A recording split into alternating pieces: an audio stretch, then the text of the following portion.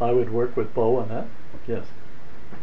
What do you think about a consumption tax instead of a tax on earnings and income? I think a consumption tax, everybody thinks, is likely to produce more goods and services in the United States. And probably it's a little bit less invasive than the income tax. So it has advantages from being cheaper to collect and encouraging production. And so I think it's probably a good alternative to the income tax. The income tax, preparing the income tax in the United States, the cost of preparing it for individuals and for tax preparers is supposed to be the same as the gross product of the state of Indiana. So I mean, there's a huge cost involved, and well, there's a whole industry too in deferring taxes too. Right, investments and pension plans are all for deferring. Right, and there's taxes. a whole breed of So lawyers, not my breed of lawyer, but another breed of lawyer, who spend their whole lives trying to reduce people's income tax because it's so complicated, and consumption tax can be devised to be much simpler, so they avoid that kind of cost on society. The classic objection to putting in a consumption tax, which would be like a 10% federal sales tax. Like a flat tax. No, flat. She's not talking about a flat tax. She's talking about a consumption tax. She's talking about a flat tax would be on a sales tax. Would be a flat sales tax. Is that we get the sales tax and the income tax at the same time, and therefore we would increase the total taxation burden, and that wouldn't do a lot of people any good. So you have to get rid of one. So if you could get rid of the income tax, and go to a sales tax, it would be good for the economy. Right. That's what I'm Then right, yes. Yeah, related to taxes, from your experience in 1978 and 80, when the taxes became a hot button issue and a real issue you could get a lot of traction on when they were so high, and Reagan, of course, won on the large tax cut platform. It's a little different situation now. What advice would you have for candidates like Chris Agrella and anybody else running as a libertarian or a conservative to specifically attack the Obama program? Okay, it's harder to make the tax a real issue because now upper income people who make family incomes of $50,000 a year and below, which are half the people, don't pay a lot of income tax. And a lot of people don't pay any income tax at all. So you can't argue to people that will cut your income tax because they're not paying any income tax. So you can still argue to cut the income tax because 50% of the people are paying income tax. But the situation now is that the top 10% pay 60% of the income tax. So you don't have the broad base of support that you had before. So that makes it more difficult. One tax that you could cut that would help everybody is the corporate tax. Because every time you buy anything from a company that pays a tax, you in effect pay that tax. It's just another cost. They can't stay in business unless they make enough to pay their taxes. So you would give everybody a cut in the cost of what they pay for goods and services if you reduced corporate taxes.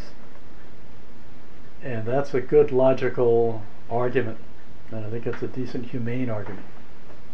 And even Walmart makes a lot of money. People who shop at Walmart would get a little bit lower prices because they're paying a little bit lower taxes. So you're not just helping the rich, you're helping everybody. But it's an indirect argument, and it doesn't have the same punch as my property taxes went up 40% last night, and I'm going to lose my house because of the taxes. I mean, it just doesn't have the same punch. But it is an argument, it is a good argument, it's still an argument you can make. So. I'd like to backtrack just a little bit. You were speaking a moment ago about the tactic of producing a card that we could hand out that briefly explains the party's program. If someone nominated you to serve on the state party's program committee, would you accept that nomination? I'm not big for going to meetings. I would produce a program. Okay, I would do that. I would serve in the committee. Remember, he said that.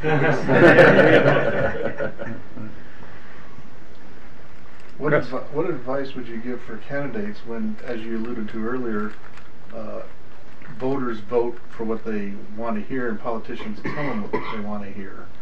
And it's been my experience already once that the hardest thing to do is to you can play all the politics you want with the platforms and everything, but if they don't like what they hear, or if they don't think that that's going to happen, they don't vote for you. That's true. That's true. That's true. I mean, that's the way it is. And so all you can do is to try to say something that is true, that's going to produce a good result, and try to say it just as persuasively as you can.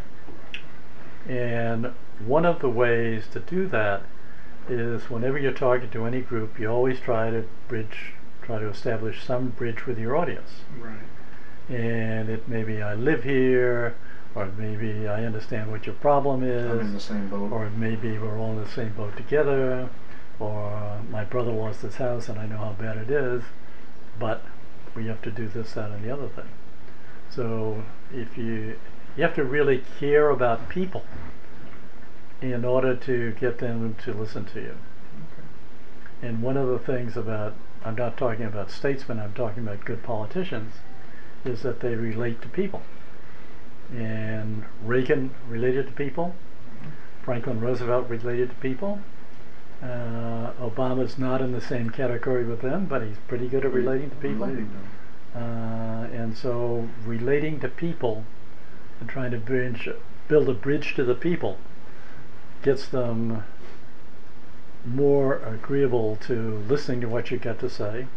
And then if you get 15 or 20% of the vote who agree with you, I mean, you've done something good. You've persuaded some minds. I want 51 next time. Well, 51 is great. 51 is great. 51 is great. Yeah. So, But okay. yeah.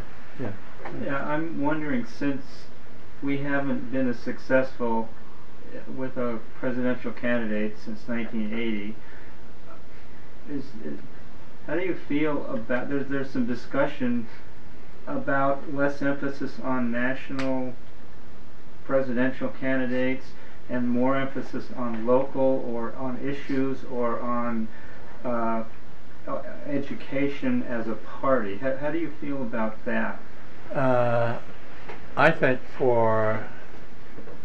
there are people, the argument against it, and David Nolan is one who's made this argument for years, is that you divert resources that could be used in organizing the San Bernardino Party and electing somebody to a city council and to a planning board and this and that, and ultimately somebody to the county board of supervisors. And so you're diverting things to Washington. It's all part of this centralized national scheme, and we ought to concentrate locally. I think that's the wrong analysis. I think there are resources available for national campaigns that are not available for local campaigns. There are people interested in national issues. There are people who think, I want to have a candidate that I can support. There are people who think it's good publicity. And I'm one who I think that for dollar, it's the best publicity we can get. That if you get a national campaign, 10 million people are going to hear something about your program, and several thousand people are going to like it and join one way or another. And so that you pick up more people all across the country with a national campaign that you wouldn't pick up any other way.